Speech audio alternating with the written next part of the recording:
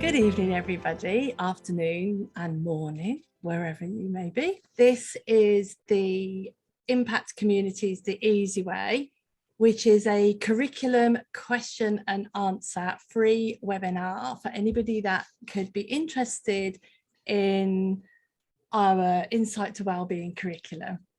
So I thought that I would start with a little bit of an introduction of how the curriculum came about and what we're doing with the curriculum. I have been around the principles for 12 years now.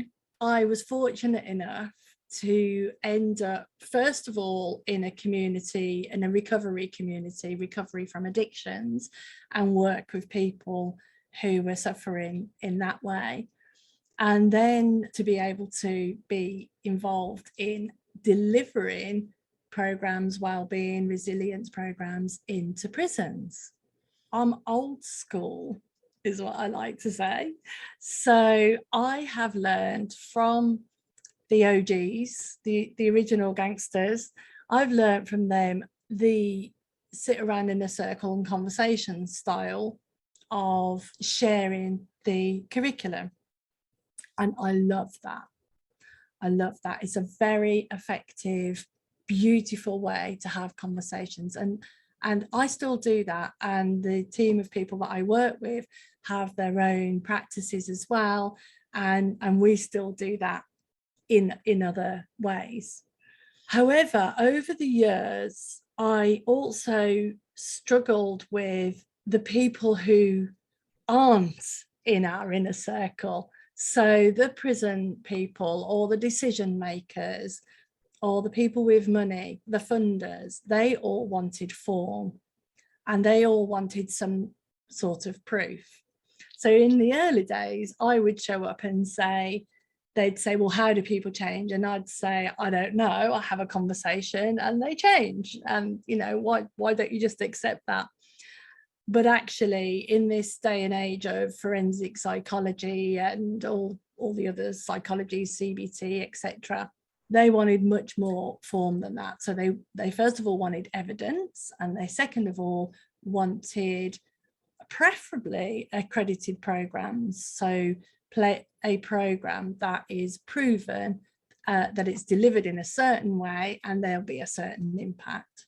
I'm assuming a certain amount of knowledge here of the three principles. So if that assumption's incorrect, then shout out and say to me, I don't know what you're talking about, and we'll get that covered up as well. Along the way, I developed a methodology, a way of working, and a curriculum, really. It was written on one piece of A4. But it had 10 sessions, and because that's how we created the prison program, it needed to be originally 12 sessions and then 10, and some content in there of what I might run. What was really interesting is in the early days, one of the things that I did was train a lot of other facilitators, and there are people on here who fall under that category. Some of those facilitators went on to work elsewhere. So Anna Debenham emigrated to Portland, Oregon, and started working in the prison system in Portland. And what I didn't realize is she took the curriculum that I had and she used it there. So, you know, fast forward a few years, we've evidenced our programs now. We have research papers, peer-reviewed research papers. We've worked with hundreds of people. We're seeing impact, there's case studies, there's social return on investment, and so on and so forth. And still I was working in an old school type way. And then in 2018, in actual fact, in 2018, my good friend Brooke, who is the CEO of the Spark Initiative in Florida, who work with children and had a curriculum already, is a technical writer. So she had already designed and developed a curriculum, and her team, for working within schools, and they were working with people on that. And she kept saying to me, let me write your curriculum for you. Let me write your curriculum for you. And I was a little bit worried, because a piece of paper isn't the thing that changes a life. An insight changes a life, right? And I didn't want to lose the essence of that. However, after talking to Brooke and talking with Anna and realizing that Anna had adapted our 10-week program and was using it in her prisons, we decided to get together and write a curriculum between the 3 different organizations. And I was just looking through that curriculum earlier, and I had forgotten, I wrote the foreword in here about our partnership. I'd just like to read that to you verbatim from the curriculum. Beyond Recovery, the Insight Alliance and the Spark Initiative are all organisations that share a vision for what can be achieved when human beings wake up to their true potential, regardless of their circumstances. We came together because of the alignment in our individual missions to work with people who are at the fringes of society or who are vulnerable due to their backgrounds. We believe no human being is broken, nobody needs fixing, and no one should be left to suffer when that suffering is caused by a simple misunderstanding of how the mind works. Our mission, our partnership on this curriculum, is more than just an endeavour to expand this work to others. It is a meeting of minds and souls to change the face of human suffering through compassion, listening, and equality. When I read that earlier, I was immediately reconnected with the curriculum and the reasons why we did it. Fast forward, we created the curriculum. We obviously wanted to pilot it.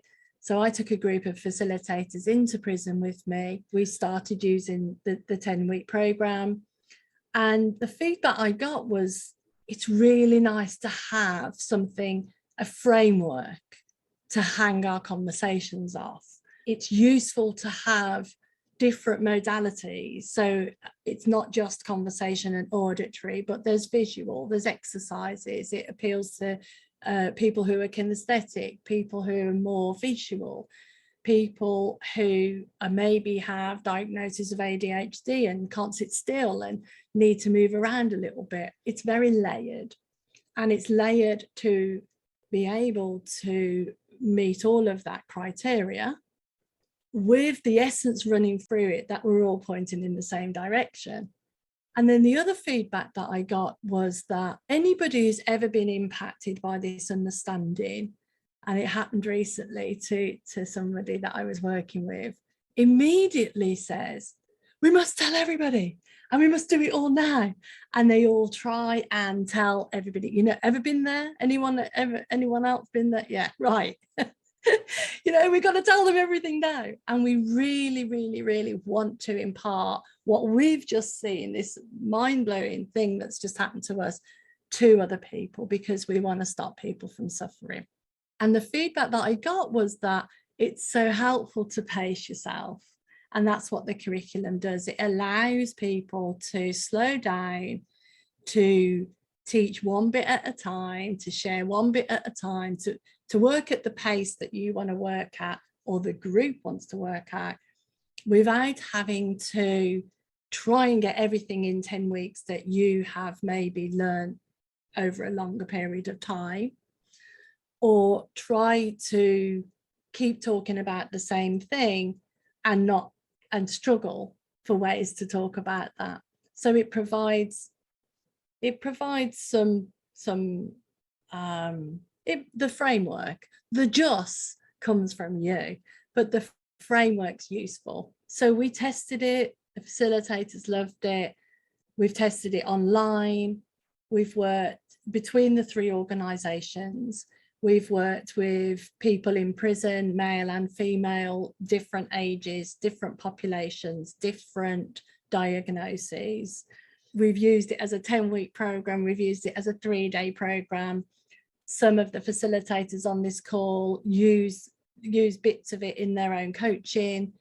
We've used it in the between us, with people that have been involved in sex trafficking, with people who have been home insecure, with business people, with families who are impacted by these marginalized issues, and so on. So across the board, this particular curriculum does say it's a curriculum for the criminal justice system. However, the people who've developed it, which includes Derek here on the call and Al, have gone through this and seen that there are only a few places where prison or criminal justice system is mentioned. So if people want to use it with a different sort of population or a different environment, then it works just as well.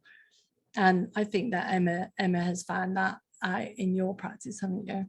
It's been thoroughly tested. It's been revamped, restyled, tried, and so on. So that's the curriculum part. And I just briefly want to talk about the community or the movement part as well. So I love this curriculum, and it's got everything in it. It's got theory of change, it's got how to use it, it's got lessons, it's got resources, and so on.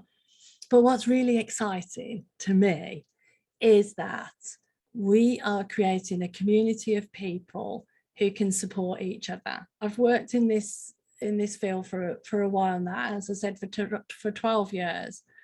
And whilst there is a lot of love and camaraderie, I have felt as though there's a lot of silos. So if one person wants to go and set up a group with home insecure people, they're not then meeting with all the other people who want to set up those groups and sharing best practices and enabling each other, and everybody's rewriting their own theory of change, everybody's rewriting their own curriculum. And I feel as though if we really want to share this with the world and we really want to end human suffering, then we have to get more cohesive and more together. That's why this excites me, because the curriculum is a community of people. So everybody that we've trained already, and that includes individuals as well as organisations, people that Insight Alliance have trained, people that Spark have trained, all meet monthly on a monthly webinar and share wherever they're at, what they're doing. Things like, we've worked with an organisation in New York, and they're about to start a pilot with 50 people in a residential, and they wanted to know how do they evidence that. So we're able to connect them in with our research team and get some standardized evidence in, so that we're all evidencing and it all can go into a big pool and we can all improve as we go along. And resources. So for instance, I had someone write to me today to say they're going to put together a flyer for their program, and could they look at the flyer that we use, and of course we will share resources and so on.